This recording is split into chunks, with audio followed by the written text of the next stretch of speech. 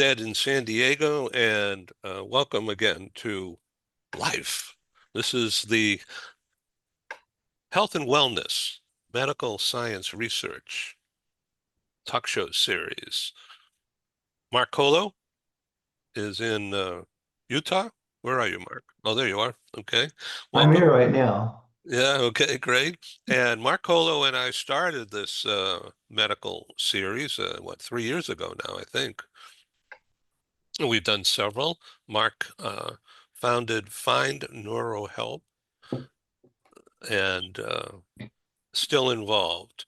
Mark, why don't you self-intro yourself briefly? Self-intro myself. That's a tough one. I know Um, I'm repetitive. yeah. Self-intro yourself. Yeah, I actually in my younger years, I dreamed of being a physician, doing something in science. I love science. I always enjoyed it. I didn't have the grades though, so made it a little bit hard to get in there. So, but I thought, well, I can do some other things to help science. And so interestingly enough, as things went on, I actually went into a field that is a very good fit for moving laboratories for scientists. So I finished my last 10 years of work in this field, moving scientists' precious belongings from one place to another, literally, in many cases, coast to coast. So, and I might share a little bit about that a little bit later on, Ed. Okay, that's great. And I am so grateful to you, Mark, for introducing me to Find Neuro Help and to these people. Um, would never ever have that uh, experience, honor. And really, I feel privileged to have you on the show here. I want to introduce Dave Cohen, who is my youngest brother. And I'm still Dave, why don't you, in. yeah, Dave, why don't you just, quickly introduce yourself and I'm a retired communicator. yeah, he's And a executive technical producer with ABC News for several years all over the world. And so don't be modest here. This is global well, PR. global, but I mean, I was a logistics specialist basically, and I also worked with uh, senior executives in helping them prepare for the dreaded media. Some of which actually worked and some didn't because You they mean the knew better. broadcast signal? Yeah. Okay.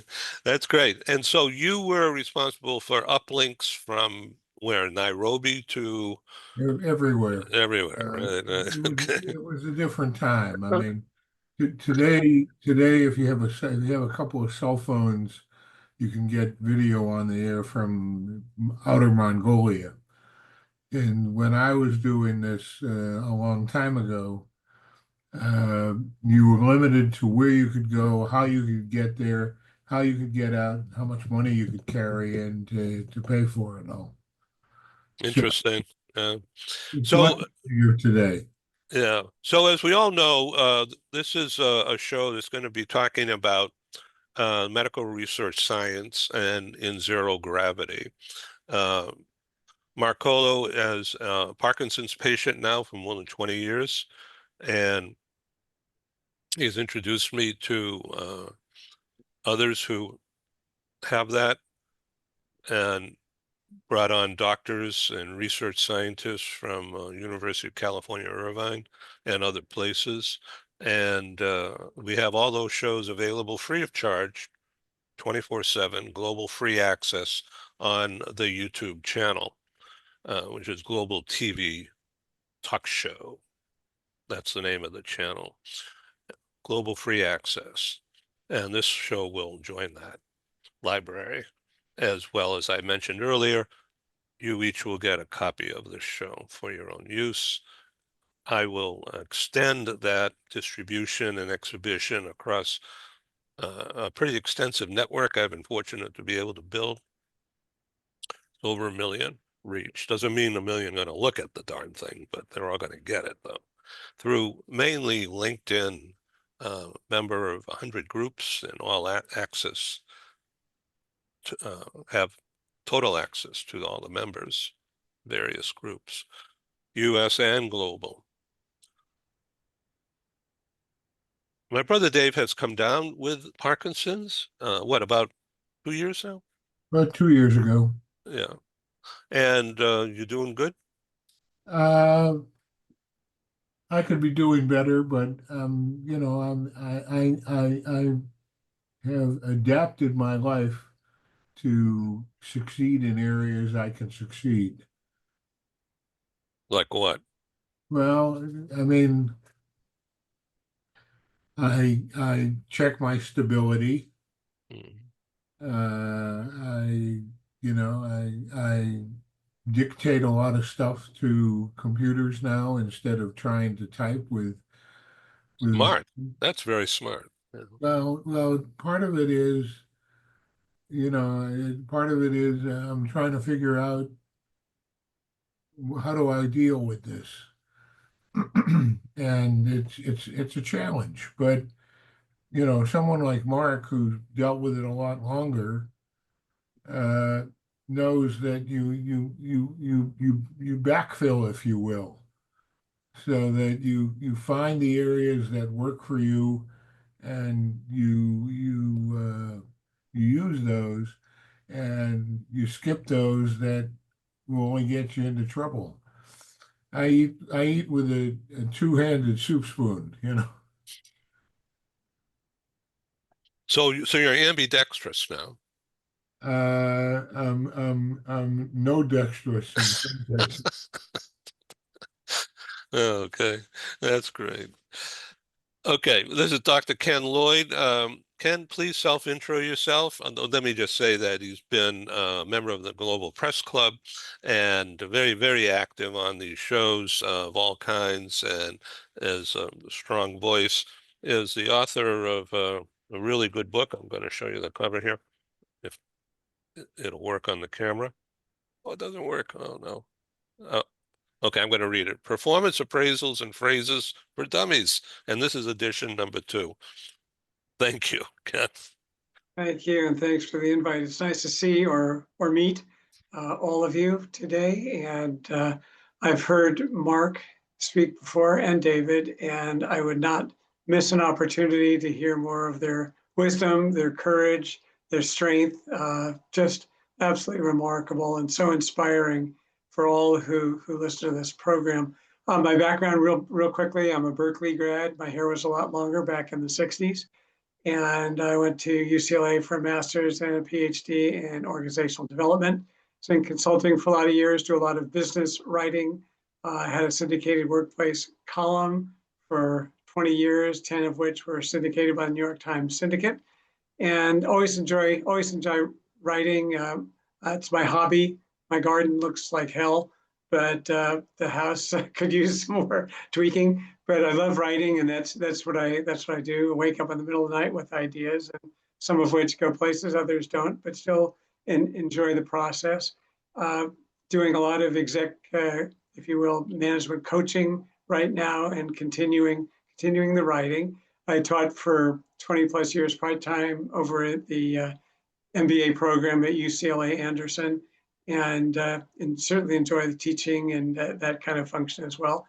And got introduced to Ed by my friend Paul Falcone, and I've just really enjoyed being on these broadcasts and meeting so many people who now seem like friends. I see Commander Cooper, and it's very nice to see you, sir, and others whom I've met on this program. It's just been a delight, and welcome the people who are on here for the first time today. It's really a wonderful experience. So thank you, and thanks again for the invite, Ed. I'm honored. I learn from you every time you're on. Ron Cooper, military expert, Air Force leader. Ron, please do a better job introducing yourself to this medical science research audience.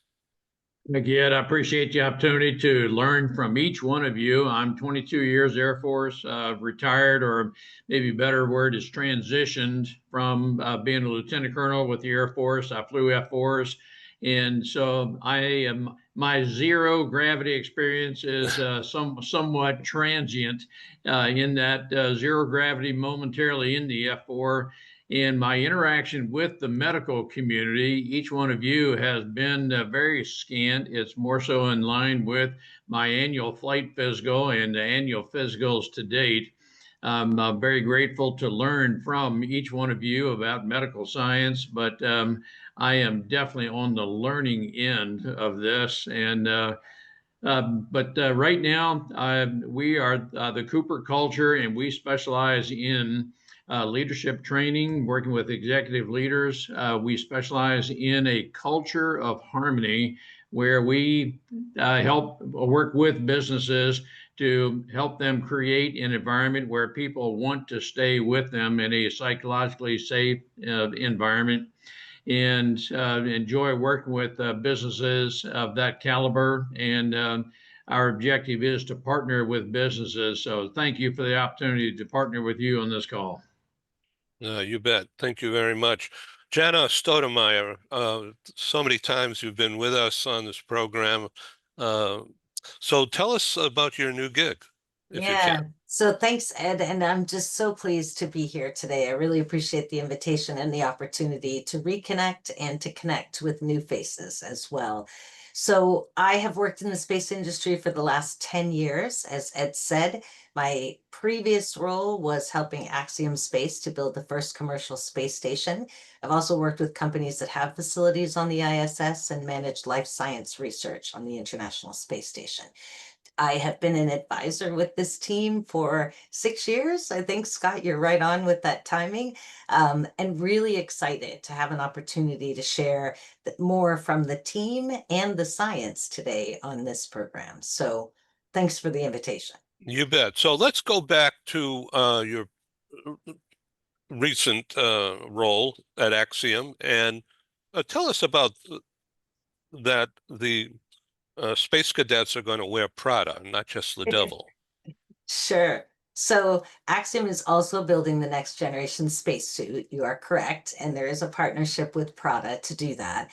I think what you're seeing is commercial space companies and industries that are not traditionally involved in space really coming into view. I mean, as the landscape changes and it moves away from a government agency, the possibilities are endless for relationships with other industry partners, as well as for teams like this, right? We can come as a nonprofit foundation through the National StemCell Foundation, who has been fantastic at supporting the research on station, using it as an innovative platform. And the access that we're gaining through commercial companies who are working in this space is just fantastic for accelerating research. Thank you. Dr. Paula Grisanti, CEO of National StemCell Foundation. Thank you, Doctor, for being here. Give us a clip on what's going on. Well, I'm the CEO of the National StemCell Foundation, and as Jana said, for the last 6 years, we've been funding a study of neurodegeneration on the International Space Station. And you're going to hear more about it from the researchers, but we're flying brain organoids made from the cells of people with Parkinson's disease, progressive MS, and now Alzheimer's. And we have flown 6 times, and we now have a $3.1 million grant from NASA to fly another 3 times between now and 2027. And you're seeing most of our team here with Jana, Jean Loring, Scott Noggle, Maria, and Olivia. That's great. Thank you for being here. As you could tell from this opening, this is pretty informal. My role is to step out of the way and let experts talk. And so I want to introduce Monica Navascuse, who's in Canada. The first time on the Health and Wellness Show. Welcome again, Monica. Thank you, Edwin. I'm an organizational psychologist with a very international career in human resources and also a certified coach with ICF. And I'm very interested to learn more about mental health and how do we support people in this very stressful time to be successful, and with so many different diseases on the rise, especially with regards to our mental health and brain health, right? So nice to meet you all. Thank you. Now, tell the audience and this panel about your job, your role. I know you're in a transition now, but you're an expert at helping companies bring people from abroad into the mix. Yeah, so part of my career is being where do we find talent, right? And a little bit about understanding the global talent demand and supply. Where's the new talent gonna come from? Although nowadays it's a very convoluted times in terms of immigration laws and political instability, we understand that the world really depends on talent coming from anywhere and everywhere. I've been working for many years helping new Canadians have a successful career in Canada and understand firsthand the challenges to adapt to a new culture, to new ways of working, to understand diversity and how to be successful in different environments. I was a new Canadian myself 20 years ago. So nowadays, part of my work and supporting as a consultant in human resources and talent strategies is understand where am I going to hire my next nurses from, for example.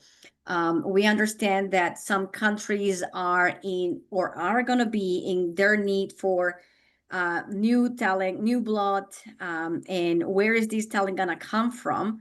Because of course, although we have new technology coming on and AI being here, there's jobs that are not going to be replaced at all, right? So we are going to still need the trades, for example. We're going to need more nurses and more doctors.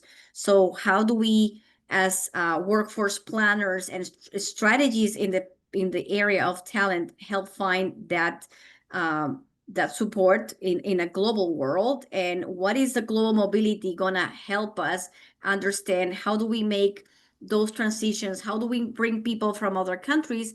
And also, how do we help them be successful without the stresses of moving to another country, understanding a new language, the cultural nuances and whatnot? So that's one of the areas that we support companies understand. Thank you. I want to turn this back to you, Jana, and you could get everybody else involved. Sure, thanks. Well, and Ed, we have a couple slides today that we wanted to share with you too on the project, but I want to introduce the rest of the team because it's a real honor to be able to have everyone on the team today. I know I've joined this broadcast before and talked a little bit about the space work, but today you're going to really get a chance to meet the team and hear more about the research. So let's start maybe with Dr. Jean Loring. Jean, do you want to give a quick hello? Yeah, I'm here. I'm Jean Loring. I'm now an emeritus professor at the Scripps Research Institute. My expertise is in stem cells. I've started a company to treat Parkinson's disease with stem cell derived dopamine neurons transplants. It's called Aspen Neuroscience, and it has completed its phase 1 with great results.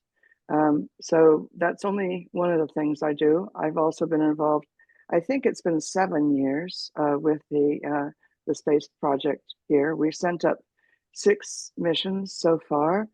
We're making neural organoids that represent parts of the brain that are affected by various neurodegenerative diseases. And Jana, I will also mention that I'm trying to rescue a endangered species with stem cells. Awesome. Awesome.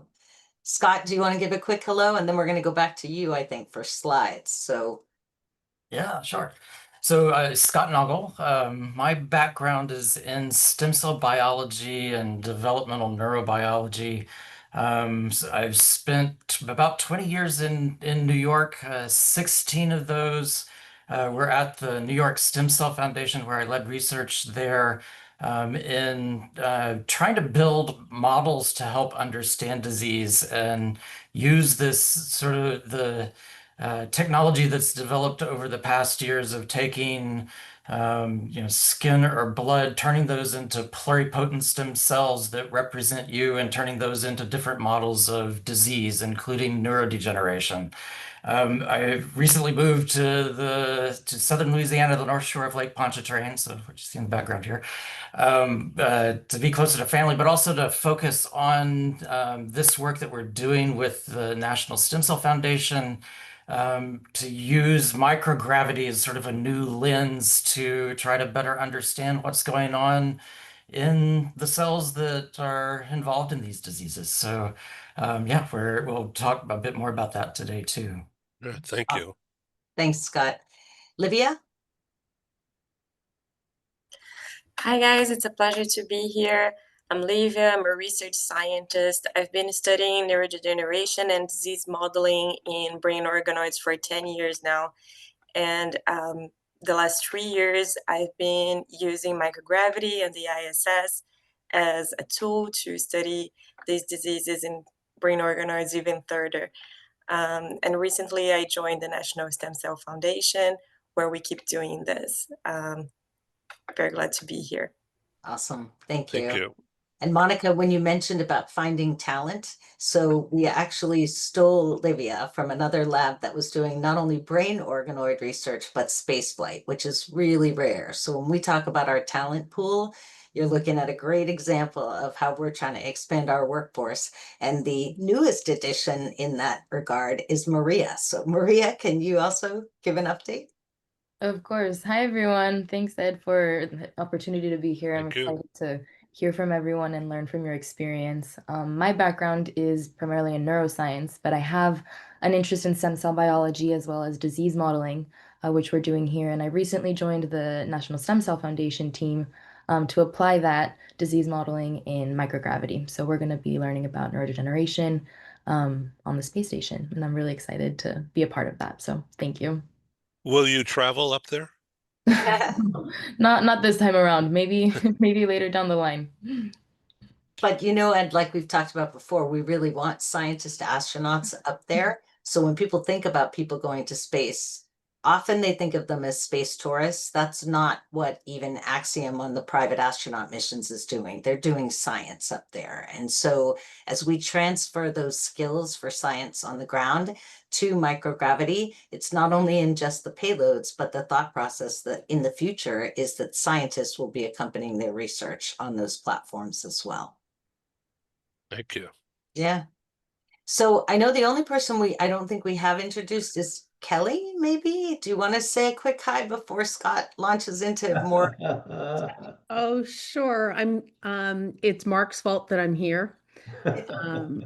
And I'm in San Diego as well, Edwin. I don't know, where do I start?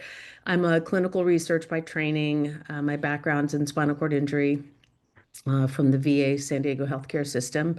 I worked with Mark on a patient advisory board for Parkinson's. And part of what I do now is caring for an aging population, because I don't believe that the distribution of healthcare or the delivery of healthcare has quality in it. And depending who you are, you might receive a stem cell, which was really big with a lot of my patients. Some of them went out of country to receive their stem cell. And for possible regeneration, depending what level of injury they had. Excuse me. And so I work with a group of individuals now who've got various forms of dementia, and particularly in the aging population. So, Oh, so interesting. Wow. and my doctorate's in health administration. So I don't know where I am in this group, but Well, you're on my lower left, but I think you're very welcome. yeah, no, and Thank you. I don't know. And it's so funny because I don't know, Ron, if you know Freddie Gregory, if that rings a bell. Okay. He was one of the shuttle astronauts, and I don't know. And every time you all mention about going up, he would go up into the space stations and do things. So, Well, that is a perfect segue, because Scott is going to show you a little bit more about the work that we have been doing on station, talk about the science and what it takes to actually put things on the space station, which is a little bit of finesse involved in science. It's not quite as straightforward as on the ground. But we thought maybe, Ed, if it's okay with you, we would share a couple slides and Please. give some more background so that we can have more discussion on the work that the team is doing. So, Okay, it's my screen share is open. okay. Right. Oh, there we go. Good. All right, let me see if I can. Yeah, it's coming on. Is that full screen? It's okay. Now it is. Now it is. Okay, great. Yeah, so as Jana said, we've had a team of several people, actually, a few that aren't with us here on the meeting today. Valentina Fossati at the New York Stem Cell Foundation, working closely with her to develop some of these disease models, which we'll talk more about. And Pinar Meski is also at Axiom, also an expert in developing brain organoids and microglia, and has both the biology and space experience that bringing those to the team. So I wanted to just highlight those two as well. So yeah, our interest here is in how do we better understand what's happening in neurodegeneration. As most of you know, there's a number of different types of cells in the brain that are involved. And the way that all of these cells interact is not really well understood when it comes to what actually happens in each of these diseases. So, our goal here is really better to understand, who's playing a good role here, who's playing a bad role here. How do we understand what's going on so that we can better intervene in disease? And the way that we're doing this is by making little pieces of brain-like tissue. These are little organoids, cells that we develop from stem cells that have been created from individuals sort of with and without these diseases. So I think as many of you are aware, over the past, 15 years now, 15, 16 years, the ability to take cells from adults, people, healthy people, people with disease, people without disease, generate stem cells that are pluripotent, meaning that they can become any cell type in the body. These can be propagated in the lab. We can make, can fill up the entire room with cells, and they will all have the same sort of property that they can make all of the different cells types in the body. We take these stem cells and push them using various techniques to develop into the cell types that mimic the regions in the brain that actually undergo degeneration. So in the case of Parkinson's, we're interested in making the midbrain dopaminergic neurons that degenerate in Parkinson's disease. But we know there's lots of other cells that are involved in these diseases as well. So in Alzheimer's, different areas of the cortex, the hippocampus, the basal forebrain are involved in disease and degenerate in disease. So we can also push these organoids to become, reflect more of those types of the regions in the brain. So this gives us a sort of an interesting platform to really look at the way that these cells talk to each other. So we can make these organoids that have the neurons that are involved in different aspects of cognition, but also all of the other cell types that interact in the brain as well. The astrocytes, microglia, oligodendrocytes that provide some of the sheathing. In each of these degenerative diseases that we're interested in, each of these cell types might play a different role, and there's a lot of horizon out there to better understand how these cells interact to trigger disease, to cause disease to progress, how they behave in healthy function, or how the cells might protect each other in these different processes. So a lot to understand, but I think the fact that we can start from patients, from people that have these diseases, and generate their cells in the lab, and then put these, turn these cells into the cells that are actually involved in disease and use those as a platform for trying to better understand disease has a lot of potential. So, for instance, we can make the microglia that are involved in neuroinflammation and some of the inflammatory processes in the brain. And it's really sort of not really well understood what these cells are doing during disease. When are they behaving? When are they misbehaving? So we're trying to really understand that crosstalk of the cell, how the cells interact and participate in disease. But we can make these cells, and they really faithfully recapitulate the cells from the brain. So we've shown in a number of different cases that these cells are, they're real bona fide cells that actually mimic the processes that happen in a person, in vivo.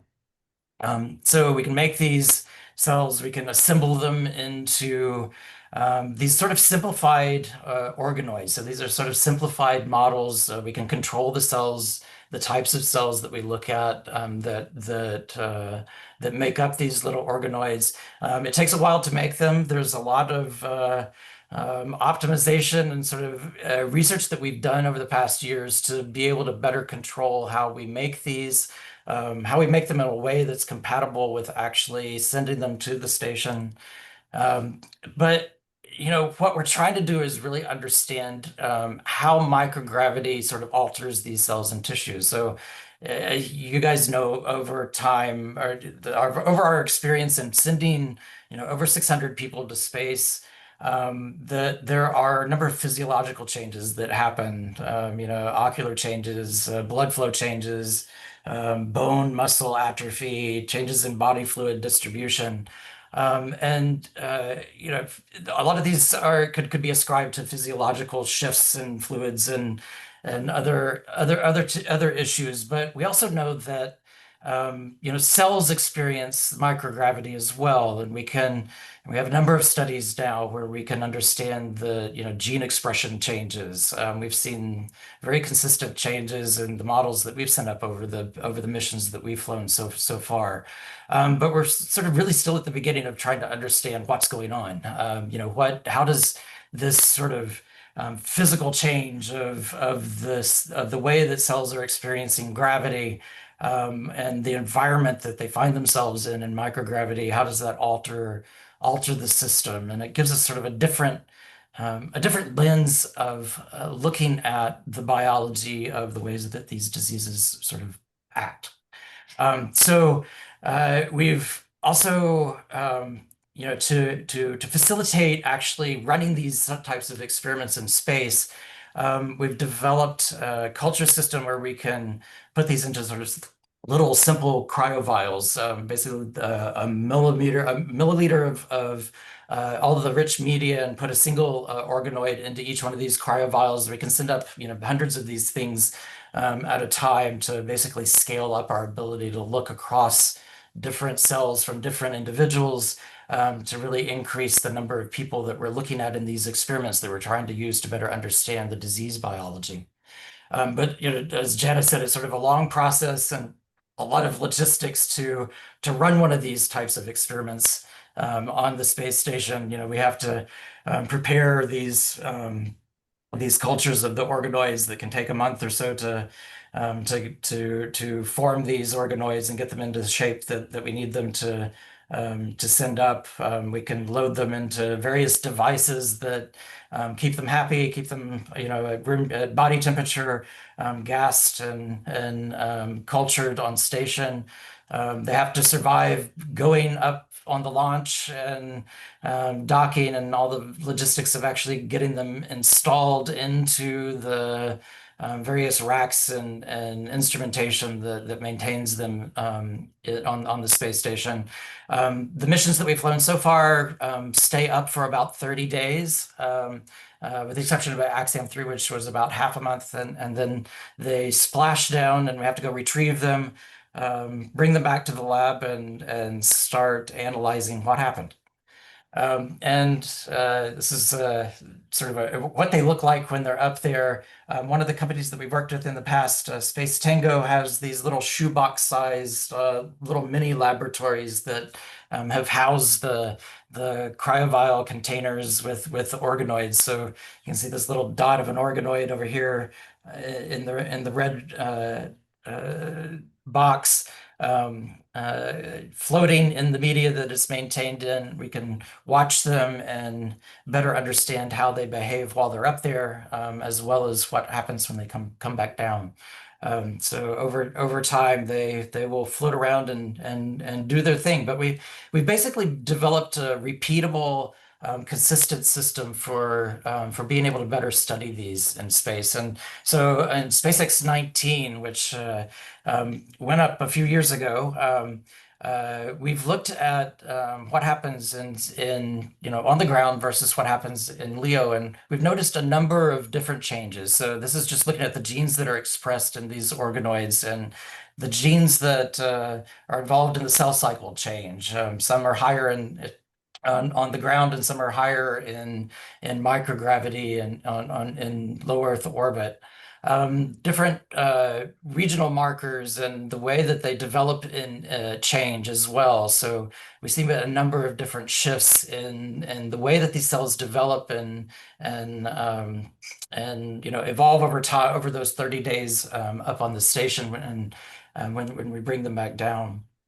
And we've done ongoing missions to validate, and we see that these changes are very consistent. They happen over the various missions, and we're going to publish some more on what happens in detail over the next the coming months and years. But we are really excited about this as a new way to basically try to have a different view on what happens as these things change over the month.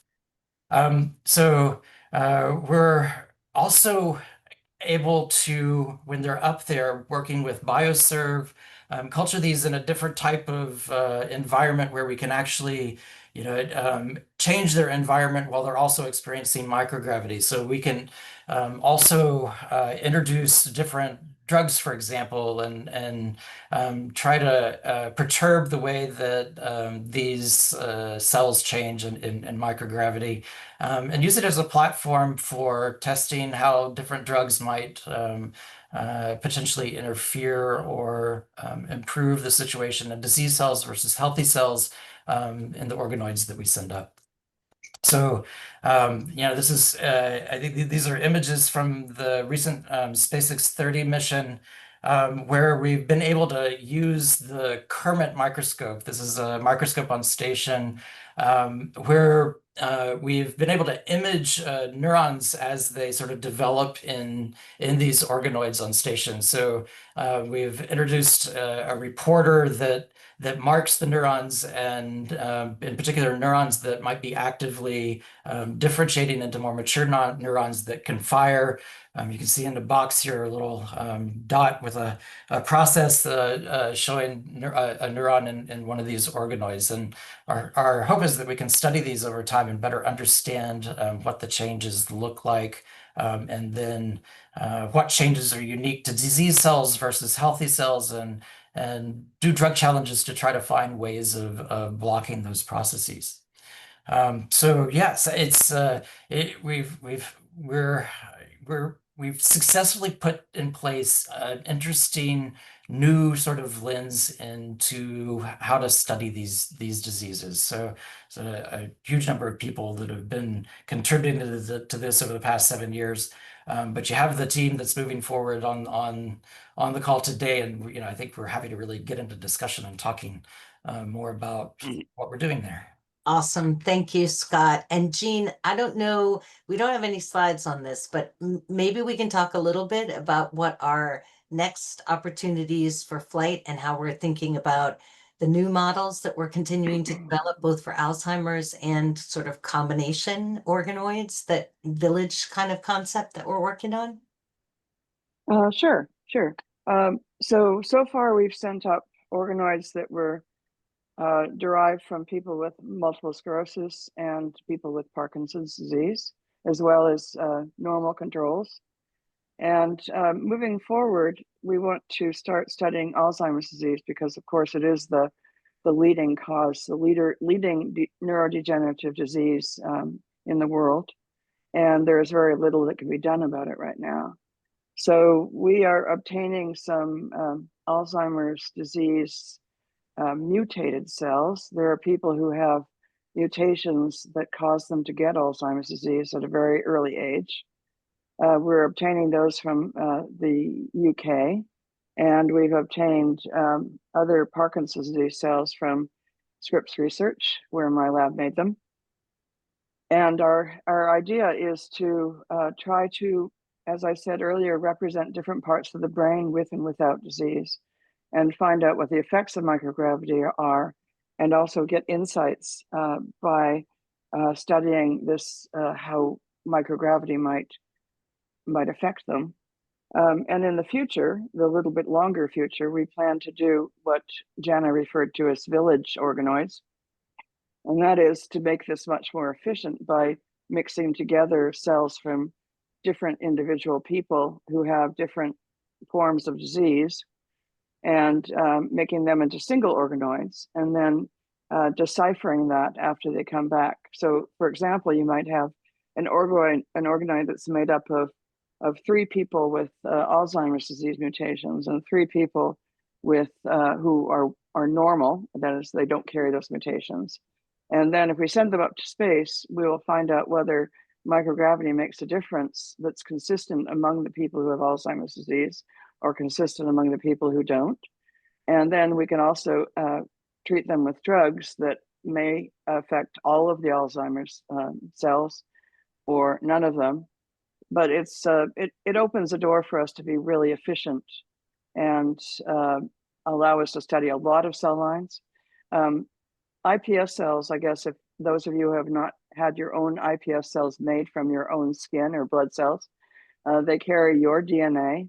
They're capable of making every cell type in the body. They're very different from stem cells that are being offered at clinics without FDA approval. And they, therefore, we can make all sorts of cell types out of them, but every person is still going to retain their identity in their cells.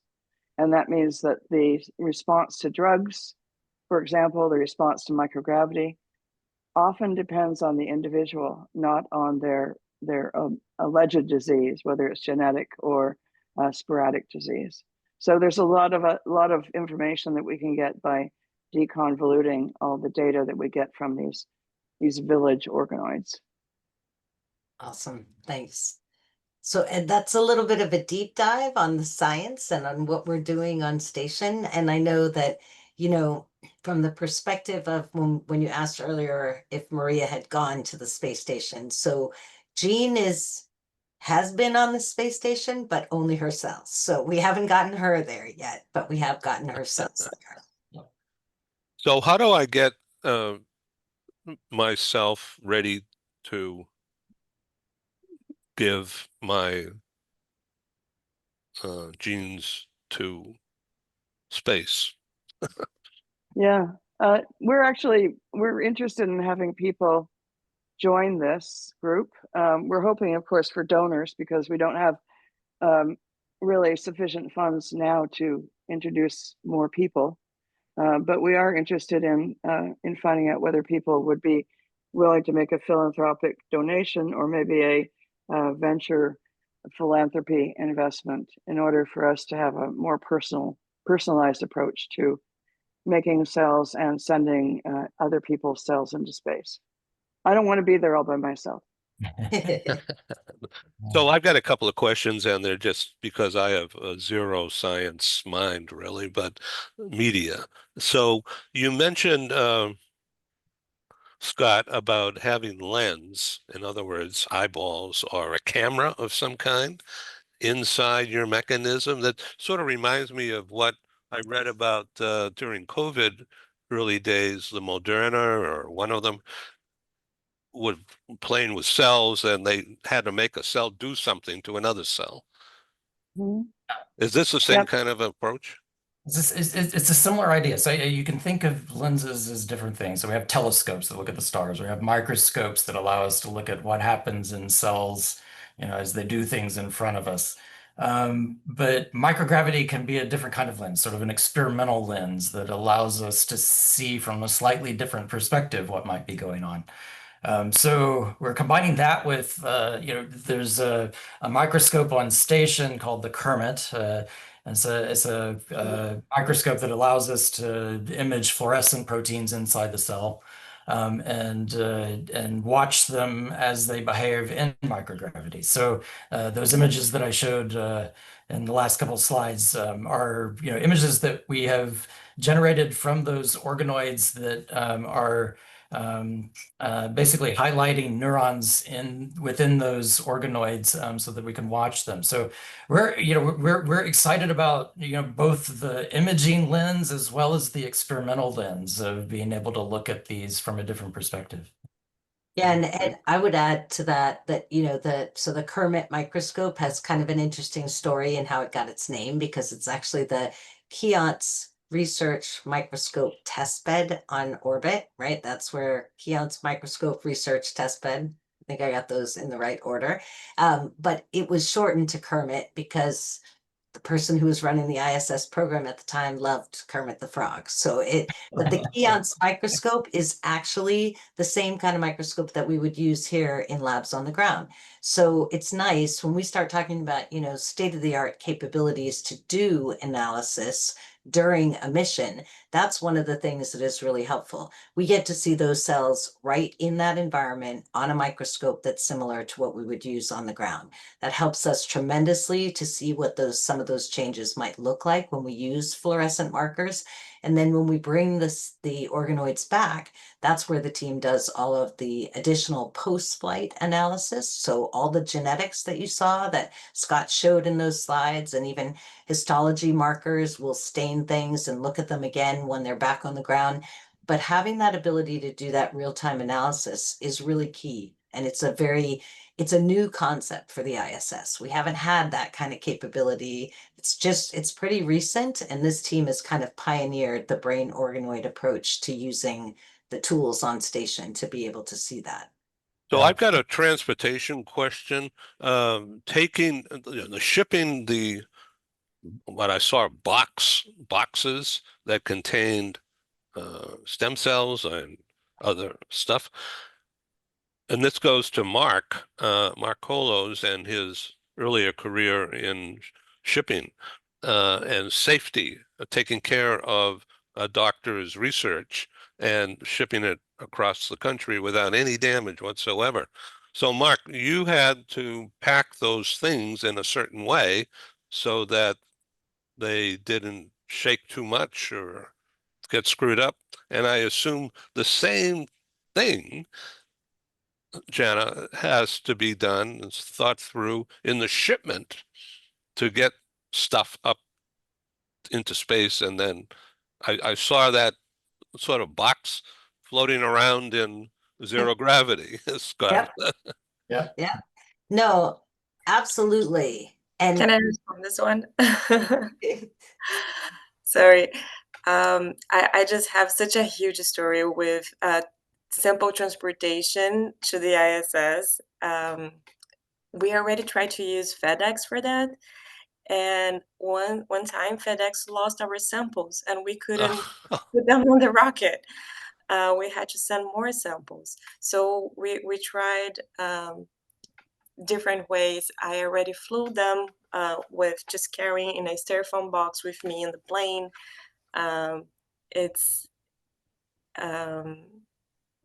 It's not the ideal situation, but we do whatever it takes to put those samples on the rocket at the right time. We have to load them so many days before the launch. We have to be at Florida for at least like a week before the launch, and the launch is always changing. So there is so much planning that you can do, but things are always changing, right, Jana? yeah, no, Yeah, and I wanted to point out that we've never lost samples. That was in her previous job. But we had a close call. Valentina and I one night made a run to the airport at 10 o'clock with a rocket sitting on the pad, trying to find a FedEx box that got stuck somewhere along the way. So, Mark, Mark, I know you want to chime in, so go ahead. Can I just interject something here real quick, if you don't mind? When we moved samples, this was the scientist, that's his life's work. And they made it very clear to let us know, this is my whole life right here. I can't lose anything. I can't miss anything. I can't have any damage. This has got to go perfectly. And I would classically, in that industry, I simply respond, you know, there's a saying, shipping cheap can be very expensive. Yep. This is irreplaceable. You can't put a dollar on this, you know, so we are not here to cut corners. But inevitably, on almost every shipment I would do from one place on the planet to the other, almost every time, inevitably, they would want some kind of a written guarantee that hey, you know, if this happens, this, that, and that. And you have to kind of defer it, so we can't do that. Some cases, when we're dealing with some customers, we have to, and I've only done this once, you have to just tell them, look, we're not going to touch that thing. You know, that is so priceless and so valuable. We're going to find another way to get it done if we have to, but we're not going to do it our normal methodology. Right. And then you can tweak it around. Then you can make it custom. So, Yep. yeah.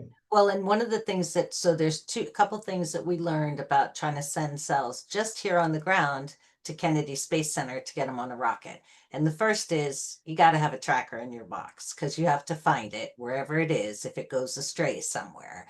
The second is that you always do a backup shipment and you separate them. You don't send everything in one box because if you lose a box, you need to have that second box. Because to your point, Mark, these samples are priceless going in and coming back.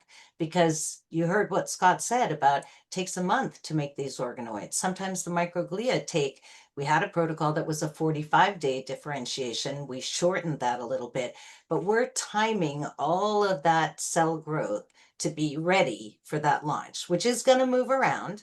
And then we have to ship these cells to get them there, right? And so if we lose those cells, there's no, the day before a launch or a couple days before a launch, there's no going back to start over because we've staggered the way we started those cells. So we always have a backup set ready, but it's labor intensive on the teams. And that's why, you know, Maria and Livia are just key because as we get ready for spaceflight, we're going to start organoids in different time points. We're going to start microglia in different time points so that if anything happens, whether it's the launch shifting, whether FedEx loses a box, because we couldn't make up that time, but we only can do that for maybe 1 or 2 backup sets of cells, because it's expensive to culture these cells. So we have to time everything perfectly. Then once we get on the rocket ride, we usually, it's called a late load turnover for biological payloads. So within 24 hours of that rocket launching, cells get loaded. So the last thing that goes on to a rocket is a live organism of some kind, because there is rodent research that goes on station as well.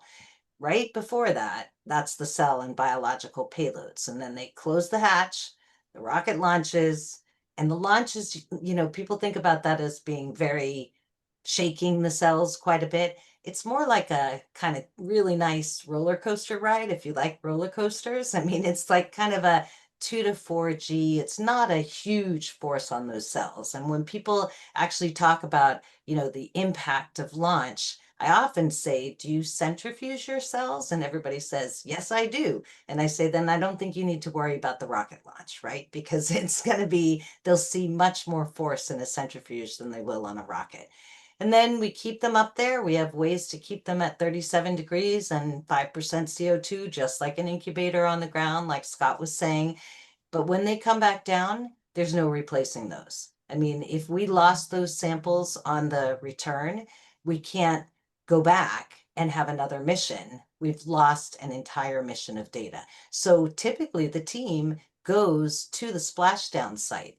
And we're lucky because now the splashdown site is actually in California. So the team is in California and we can pick up our payloads right here in Long Beach, which is fantastic. So, but we also previously had splashdown in the Atlantic off the coast of Florida, and teams would go down and actually retrieve those cells and bring them back so that we were sure that we didn't lose them.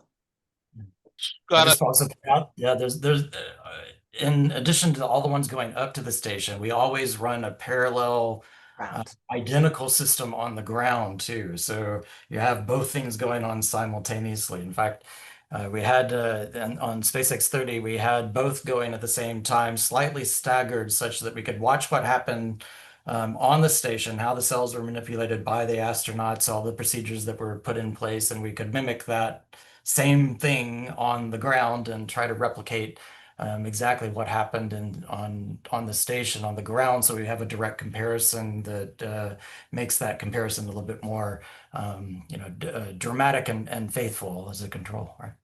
Well, and I will say one other thing, Ed, because, when a rocket launches, everybody who is fortunate to be with us at launch claps, cheers, has this amazing experience to see the rocket launch. And we all kind of look at each other and say, okay, now the work begins, right? So when everybody walks away after the launch, that next 30-day period, and to what Scott just said, I mean, the team was traveling back and forth to Houston to go where the microscope feed was, and then they'd go back to New York and get there just in time to do the ground control set. So it's very intensive. These teams are expert at what they do. And so to get these results, it's not like working in a lab. You have to really have some amazing skills for science and for perseverance around launch conditions and timing. So it's kind of like an orchestra that all comes together to be able to give us this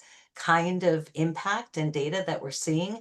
But that's why I'm so pleased that you get a chance to actually meet the people that are really doing this on the space station too. This is great. Scott, I've got a quick question about organoids. Organoids. This is a name for a group or a package? It's the cluster of cells. So it's like almost like a mini tissue. So pluripotent stem cells are interesting. If you aggregate them and give them certain signals, they'll mimic the development of certain regions of the body. So if you give them a certain set of signals, they'll develop into heart tissue, and that heart tissue will mimic, the cells of the heart. In our case, we're giving them the signals to start the development of the forebrain, the front part of the brain, the midbrain for the dopaminergic neurons, the front part of the brain for Alzheimer's and MS. And these little mini tissues, they're organoids, or little mini organs. They recreate a lot of the cell interactions that would happen in the tissue that you might find, in a real person's brain. And we know this works from the stem cells. We did a study at the New York Stem Cell Foundation, looking at cells derived from a number of people with and without Alzheimer's disease, and also had access to their brains because they donated their brains to the research project. We were able to do sort of a one-to-one comparison of what happens in these cells in the laboratory compared to what their brains actually looked like. And there's a very good correlation between what we saw in the lab and what we saw in the brain. So we have some confidence that this really does faithfully, recapitulate what's actually going, what the cells look like in the actual brain of these people. So we have around 12 to 15 minutes remaining here. So I want to make sure everybody gets to talk or say something. But I got one more. So do you have use your word, do you have a camera inside the organoid to watch what happens in this transition process? The launch, or do you have to go in and then put all this specimens down under microscope to see what's different now than prior? Or is there a recording of watching it happen? Yeah, a bit of both. Jenna, you want to? Yeah, sure. So it depends on the flight hardware that you use. Some flight hardware does have an internal camera so that you can be watching what's happening. It's when we're using crew time, so when we have astronauts in the loop with us, we can actually use over-the-shoulder cameras. So when they're in the glove box, which is the equivalent of a hood, sort of, on space station, more for containment, right? Because you're trying to contain things. And you probably, I don't know if you caught it, but in that picture that Scott showed on one of his slides, you know, everything is kind of Velcroed down inside that hood. But that's when we have an over-the-shoulder camera. So we can be looking at the cells, seeing what's happening in those chambers. Then we have the microscope, which is how we really see what's going on inside the cell. The fluorescent markers that Scott showed, so we can track all the way up with a camera in the payload. We can also look at it when it's being worked on by astronauts through over-the-shoulder cameras and cameras in the glove box. And then we can look within the cell using fluorescent markers with those microscopes on station. So I was wondering, with that in mind, stem cell research for the brain, I'm sorry, I don't know all the names, but having to do with dementia or Parkinson's, is it possible to trace results, watch results when you implement a cell into the brain and then watch what happens? So we have, and we don't have this published yet, but this is one of the things to look forward to. And maybe the next time when we come back, we can share this with you. But we have seen dose response. So we can see changes in cells when we put compounds in to those organoids and see how they respond. And we used on our SpaceX 30 flight, we used a compound that just helped us to see how cells matured, so that we could get a sense of what would it look like if we used a therapeutic compound. But I think to what you're asking, and Scott and Jean and Livia and Maria, they're more the experts to talk to you about the technical aspect of this, but we saw an opportunity for how we could introduce a compound and then follow that cell over time to see what the impact was. Thank you. Ken?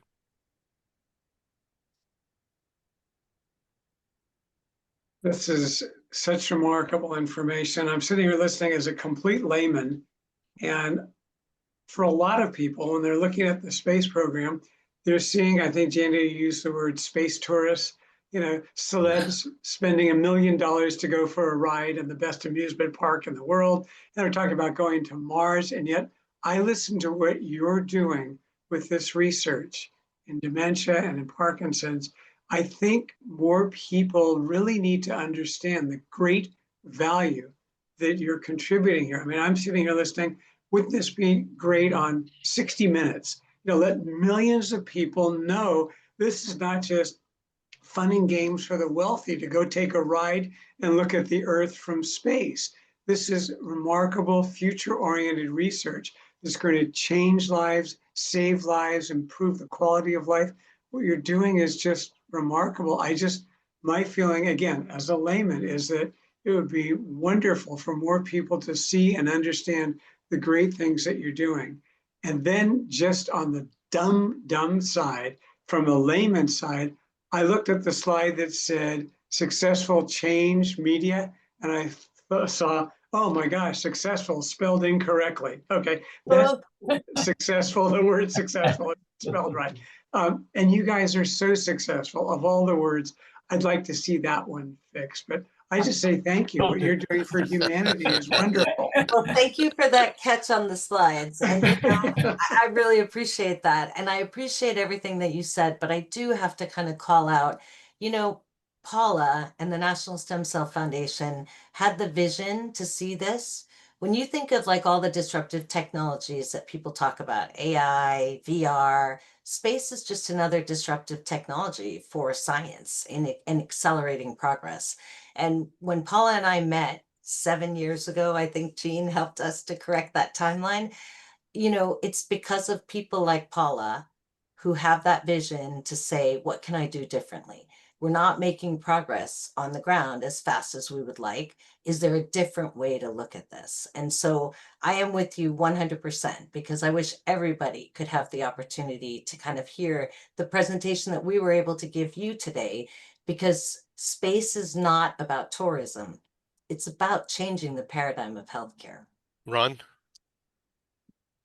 I'm fascinated with this conversation. I want to ask what may be a very elementary question, and please help me even ask the question the way I wanted to. But I'm thinking of the term neurodegenerative as you understand the brain cells, the interaction and so forth. Is it a logical follow that neuroregeneration can occur? And we've spoken of autism,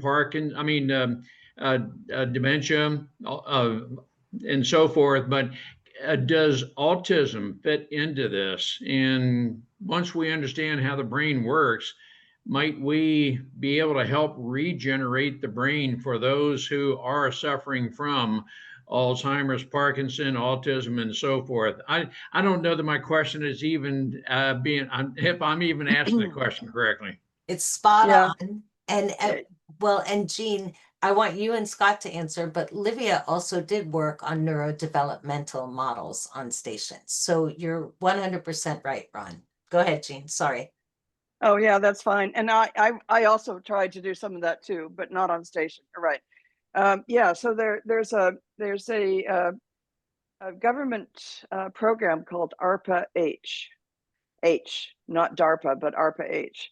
And they're looking for, and they are supporting really bold new ways to regenerate the brain. There's one section that really is associated just like to repair the brain. And so my interest obviously is to figure out, many diseases can be, I think, treated by using pluripotent stem cells that you turn into a neuron or a glial cell. The essence of the company I started is to replace cells that die in Parkinson's disease. So we're actually making the cells outside in the culture dish, and then we inject them into the brains of people with Parkinson's disease, where they integrate and they restore the circuitry that was lost. It's already working. So I think there are lots of cases.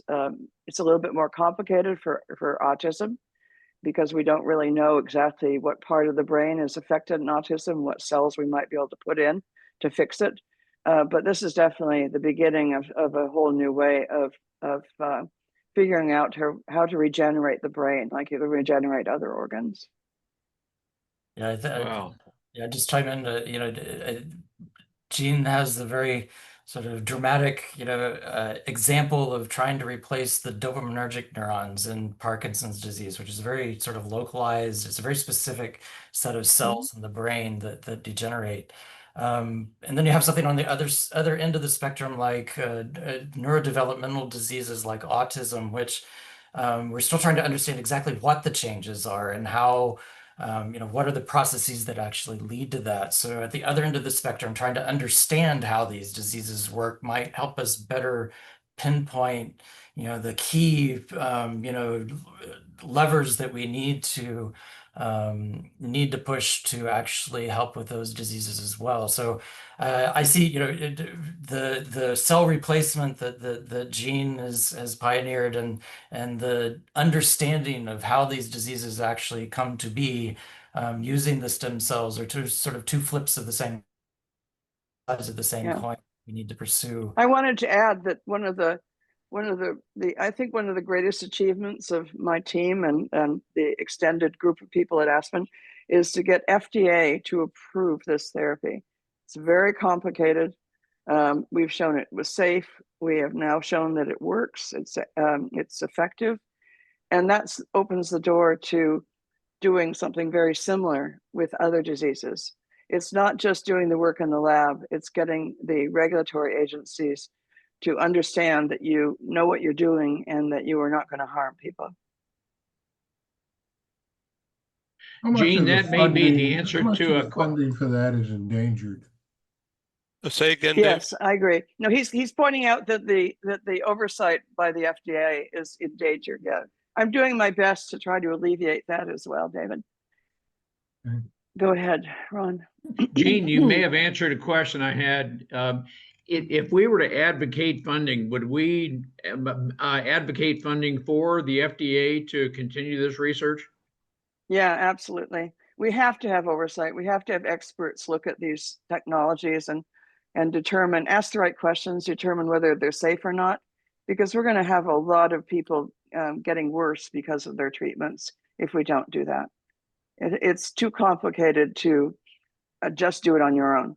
You really have to have a team, and that team has to know about safety, what you do to make sure that your treatment is safe. And I'm all for it, even though I had to go through it, and it's not fun.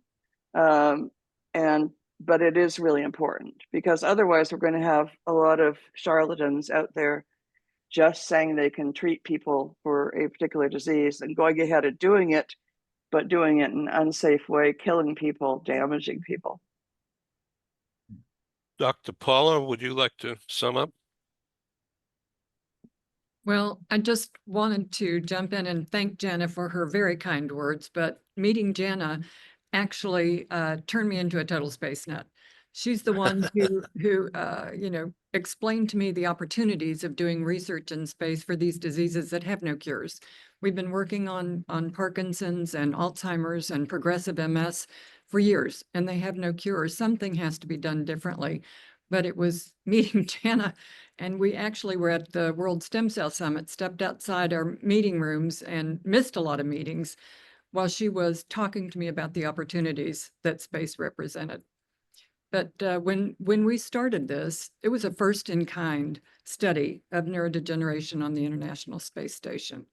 And I am so thrilled to be able to be part of this team that's now taken this research up 6 times and will take it up another 3 and develop a tool that can be used by drug companies, by biotech, by universities, by researchers everywhere to develop the new drugs and cell therapies that might cure these diseases, stop them from progressing. Well, Jana, thank you. Mark Colo, would you like to sum up? Yeah, I feel really strongly that humor is an emotion that we can't afford to get rid of in today's day and age. I think we should have things to laugh at and look at differently and uniquely, and so I've done my best to try and come up with some of my favorite Parkinson's jokes. And I'm going to just show you a couple. I can say these jokes because I have had it for 20 years. And there's some truth in it, but I'm thankful to never have to buy an electric toothbrush. Parkinsonians make the best martinis, shaken, not stirred. And I have to pick on Michael J. Fox because, come on, he's got a lot going for himself. I loved every one of his movies. But if Michael J. Fox were caught in a 9.0 magnitude earthquake, would he stand perfectly still? And this one I heard yesterday that was kind of good, I thought, and that is, what do you call a javelin thrower that has Parkinson's? Any idea? Shakespeare. Okay. Brilliant. Here's my last one. I was in the moving and storage industry for 40+ years, long time. Never once did I ever imagine I would one day be called a mover and a shaker. Congratulations. I think we should. I think we ought to end on that nice note. Before this gets degenerative. I'm thankful to have met all of you. I mean, and what a thrill to meet every one of you and to know you as people. Just such wonderful relationships that we built over these years. And I'm Fantastic. Sure more to come, I'm sure. And this makes for a good TV show, so thanks. Okay, thank you all. Awesome. Thanks, Ed. Thank you. Thanks, everyone. Thank you so much. Thank you. Bye, guys. Let's do it again. Absolutely. Okay. Thank you. Thank you. Bye.